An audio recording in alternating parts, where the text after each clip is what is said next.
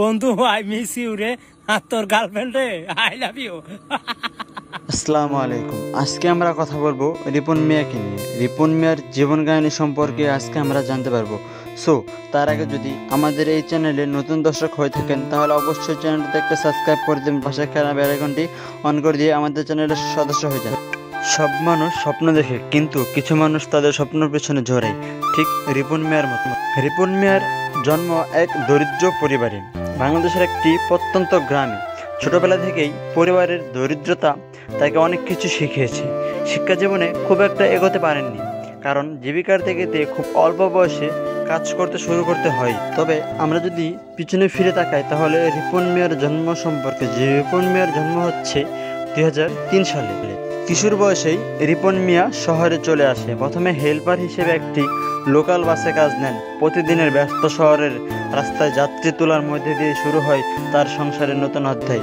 কিন্তু এর পাশাপাশি তিনি সময় পেলে আরও কাজ করতেন। সে একজন রিক্সা চালক। বাসের জানালার পাশে দাঁড়িয়ে সাধারণত অথচ নিজস্ব স্টাইলে টিকটক ভিডিও করতে শুরু করেন রিপন মিয়া। তার হাসি, বাস্তবতা আর স্টাইলে সাধারণ মানুষের মনে দাগ কাটে। আস্তে আস্তে টিকটক ও তার ভিডিও ভাইরাল হতে শুরু করে। সেই রিপন মিয়া আজ ভাইরাল হয়ে লাখো লাখো মানুষের মন জয় করে নিয়েছে। তাসিফ ফারহান, রাফসান্দা ছোট ভাই, ফাহিম চৌধুরী এবং অনেক বড় বড় কন্টেন্ট ক্রিয়েটরের সাথে তার দেখা মেলে, এবং কি সে শেরপুরও ভ্রমণ করেছে, কক্সবাজার, চট্টগ্রাম, সিলেট। সে অনেক ভ্রমণ করতে পছন্দ করে এবং সে খুব সাধারণ প্রকৃতির একজন মানুষ। তার জীবন দেখে কেউ মনে বলতে পারবে না সে এত একজন ভাইরাল লোক। প্লাস তার যে চলাফেরা, সে খুব সাধারণভাবে চলাফেরা করে।